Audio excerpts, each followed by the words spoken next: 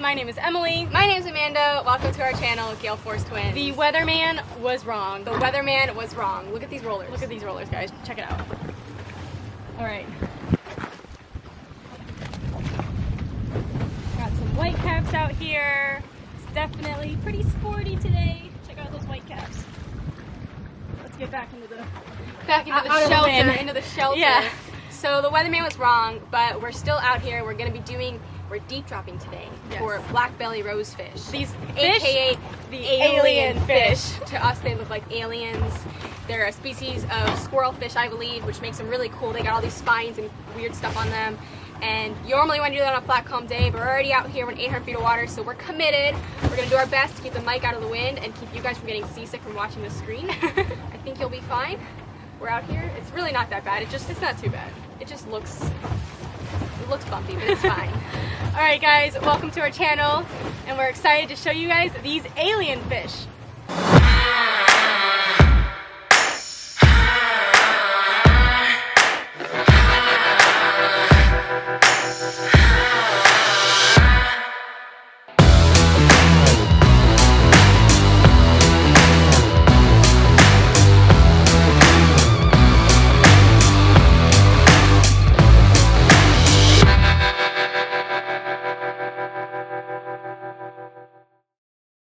Before we start fishing, I'm going to show you the rig. Emily is right here keeping the boat down sea for us so that I can do my best to talk to you guys and tell you what's going on. Our bait of choice for today is a bonita right here. That's our bonita slab. You can also use squid. It makes great bait. We just had this that we had previously slabbed and frozen. We need to get rid of it, so we're using bonita slabs today. And over here, let me show you our rod. This is a rain shadow rod built by Conley. Guys, we asked them for this rod super last minute.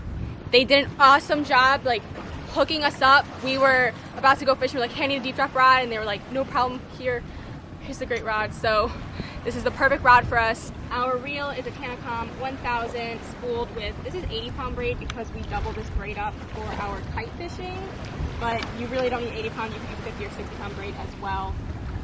The top of our rig, we have a light, there's an expression, no light, no bite, from our 80-pound braid that's been right here. We go to a heavy-duty ball bearing snap swivel, the light's right there, and our 5-hook chicken rig provided to us by R&R Tackle. So if you guys want to look, this rig, can you see that? Let me make sure you can see it. This is a 5-hook chicken rig, and this little glow piece glows in the dark, and that helps the little rosies all the way at the bottom see the bite, and they can swivel independently of each other, which prevents tangles. This is a 5-hook deep drop rig from R&R Tackle. That is the rig, that's the setup. We're using a bent butt rod. That's what we prefer to do. And the lead, thank you. Make sure I'm not forgetting. Today's lead of choice right here. We have, this is an 8-pound lead. We're using a heavy lead because there's a lot of current today, but the less current, the less lead you need. Sometimes you can do this with 4 pounds, 5 pounds, 8 pounds. We're in 800 feet of water fishing for rosies out of Lighthouse Point, Hillsborough Inlet to be exact. Guys, if you go out to 800, look for them, you'll find them. It's not rocket science. I won't give you the numbers, but that's a lot of information I'm gonna give you, and I have faith that you can find them too. You ready? I'm ready. This is what we're going to do. Today we're gonna leave the boat side sea because of the conditions and how rough it is and the wind. It's gonna be the best way to explain it, so we're just gonna fish with the boat side sea, and I'll explain to you how to do that, and then we can kind of get into details on if you don't want to fish side sea after this. Right. If we had a third person with us, we would probably have one person driving the boat, one person doing the rig, and then one person filming. But because I have to drive and film, I'm just gonna film and let the boat be a little rocky, right? Yeah, that's exactly what we're gonna do. We're gonna drop our lead down. Right here's our lead going down. Okay. I'm gonna come over to my reel. This is the free spool lever. Push back the free spool lever and down we go to the bottom as fast as we want. Just keep your thumbs on the spool to stop yourself from backlashing, especially once you hit bottom. This right here, this number, can you guys see that number? Yeah. That number is in meters. We are fishing 800 feet of water, so we will probably hit around 300-400 meters once we get to the bottom. And we wait till we hit bottom. And if you guys look, you can see that the line is going, I have the boat set up in a way so that we are actually drifting this way. And I have the line on this side, the rod on this side, and the lead is drifting a little faster than the boat. So it's going to keep that separation for us naturally. Usually we'd be a lot more aggressive on... Usually Emily would be driving the boat, backing the boat up to keep up with the lead at the bottom. But because we're filming, we're just going to let the boat go side sea and let our lead go out as far away as it wants. It still works. We'll just run through line quicker. That's bottom, guys. See how it stopped on its own? Alright, so I'm going to keep my fingers on the spool, and I'm still going to be letting the line out. Now watch the rod tip. That's the important part. Look at the rod tip, okay?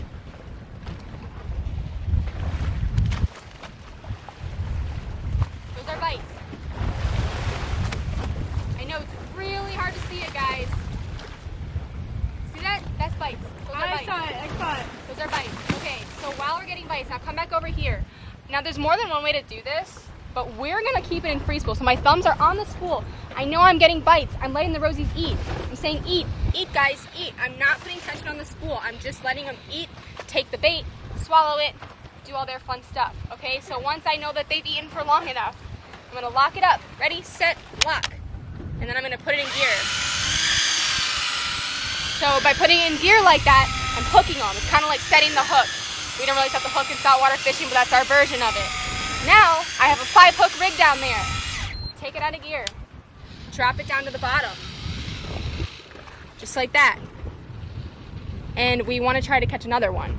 Now, since we already know there's one Rosie on there, it's gonna look like we're constantly getting bites. So at this point, it's just, let's try to catch another one. So we're just gonna put it down for a little bit of time, let our fish eat, try to get some bites, watch the rod tip, look for that tap, tap, tap, let them eat for a minute, put it in gear, lock it up. Let's see if we can get a good shot of the tap, tap, tap for you.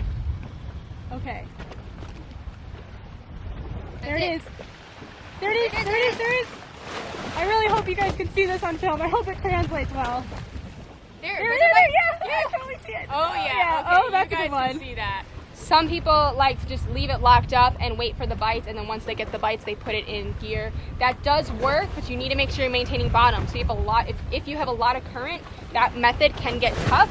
And since we're fishing side sea, I'm just gonna leave it in free spool, hit the bottom, and let my lead just walk along the bottom.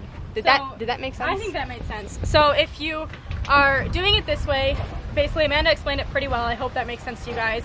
If not, the other option is to not let them eat or like not feed them, and you just have the lead on the bottom just bouncing on the bottom, and you're just watching the bites, watching the bites, watching the bites, and then you just hit the lever. However, the only thing about that is you need to stay on bottom. So every minute or so, you need to check bottom, find it, make sure you're on it, and then keep doing it that way. So that's the number one thing really. No matter what the method you use, the key is to stay on bottom. Wouldn't you agree? I would completely agree. So look at my rod tip. I'm going to bring this up for the last time. We've kind of been on bottom for a little while, hooking them, making sure they were there. Let's get one more nice good bite on camera. There they are. Oh yeah. Oh yeah. Oh yeah. If you don't see that, you need glasses. Okay, so let's lock them up for the last time. Locking it up, putting it in gear. Now we bring it up and we wait for them to come up. Now that we have it locked up and we're bringing the Rosies up, my hands became free, and now all I'm doing, guys, is maintaining the boat in a way just to keep the space between the line and the boat. You don't want the line going under the boat or into the motors, anything like that. So the line's over here, guys. It's coming up. The motors are over here. And this is specifically because we were drifting side sea. Once we brought it up, she's been at the wheel making sure that we're not going to run over our line. Super simple, just make sure you don't run over your line. Oh, look at that. Those are the Rosies fighting us. You see that? Anytime that rod tip really, yep, there we go. Rosies are fighting. Rosies are fighting us hard. What's happening is as the Rosies are coming up from the bottom, they're feeling that not only the pressure change, but they're also feeling the temperature change. They live on the bottom where it's super cold, and when they come up, they start to feel that warm water. That's when they start to fight you. They're not really always going to fight you. Sorry, I'm watching the rod. They're going crazy. They're going crazy. Look at them. Sometimes when you start reeling them up, they don't really fight you until they get close to the boat, because that's when the temperature changes and the water really wakes them up. They're like, whoa, this is hot water. What is happening? With the Tanacoms, you have to reel the last couple meters. Here we go. We're here. We have a Rosie. We got one Rosie. We got two Rosies. This is where you want to be careful. You don't want to get hooked because there's a lead on the bottom. There's a lot of heavy weight going on. Pull it up nice and carefully. Stick your rod in a rod holder. Lead in a Lead in a rod holder, my bad. Just like that. Oh yeah. We got some black belly rosefish. Look at that. And we caught more than one. Always the goal. This one's got some nice size to it.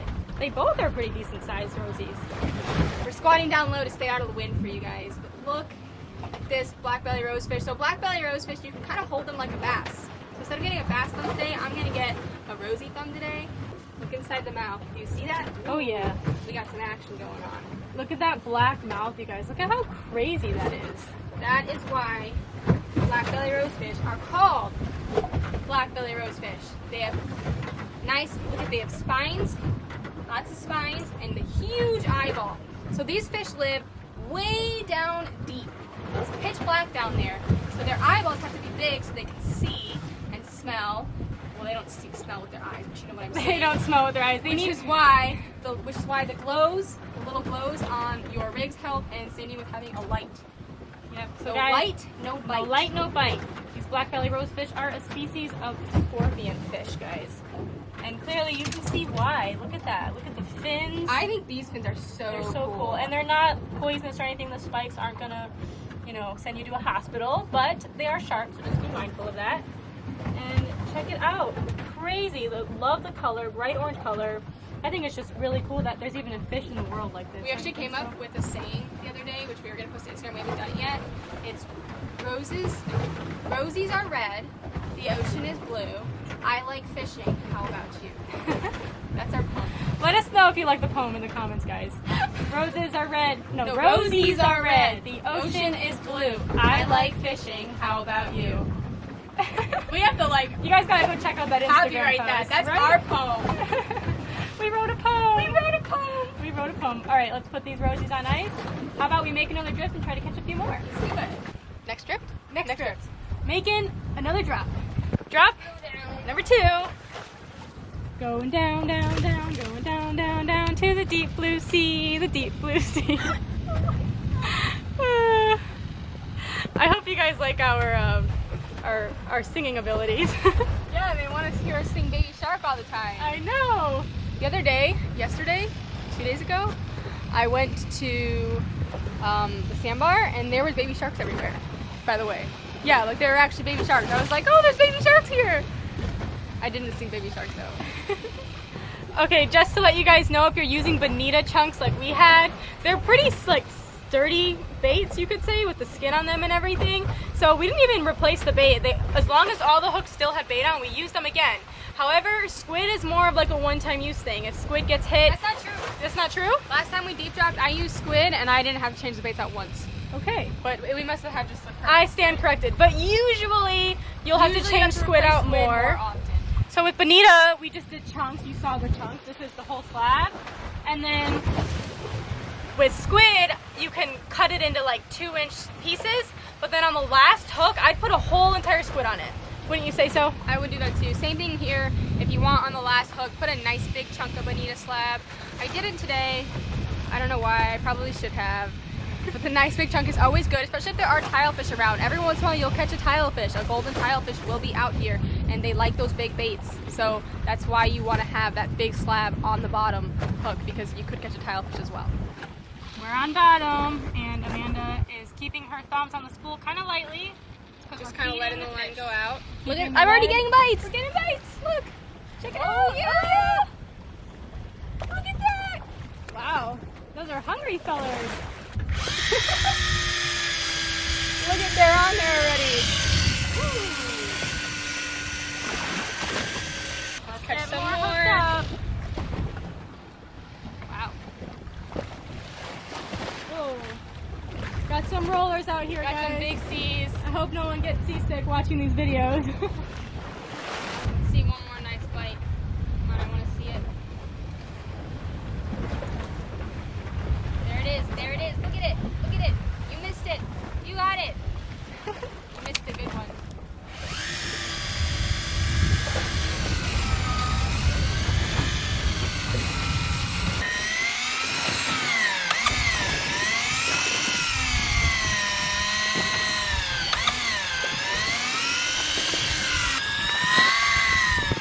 see that? Our Rosies are fighting really hard. They're fighting really hard. I mean, we have pretty loose drag, and you want to have loose drag. You want your drag to be loose enough so that when your fish does fight and try to pull down, that it does give a little bit, because if not, then you're more likely to lose your fish. Reel, reel, reel, reel, reel. Reel, reel, reel, reel. What do we have? What do we have? We have a TileFish! We have a tile! Yes! I didn't know it was like they get it in the boat! They get it in the boat! Oh my goodness! Oh my God! This is such a nice fish! What? What? Get the letter! We gotta get the letter! We're gonna ruin our wrap! Guys! We got a tile! Oh! Guys! You guys, this moment, I'm so happy we got it on film. Literally, that's why you're supposed to use big baits, but this TileFish ate a little bait, so I don't care. Guys, maybe we should explain to you why we're so happy. Okay, it's a little story. So, we've been to this spot quite a few times, catching Rosies, knowing that there are TileFish out here, and we had a friend of ours ask for some Rosie spots, and we were like, fine, I'll give you a Rosie spot. And I gave him this spot, and he goes, first time ever catches a TileFish. I was like, hey, you caught a TileFish on my spot. And then since then, we haven't caught one. But we just did! We did it! Yeah! Yes! Oh, that was really bad. Yes! Okay, let's go over this fish. Let's talk about this TileFish. That's a really nice sized tile as well. I'm freaky excited, in case you guys can't tell. Yeah, I'm sure you can tell. Freaky excited might be an understatement. I think that's an understatement. I'm going to start getting these Rosies off the hooks.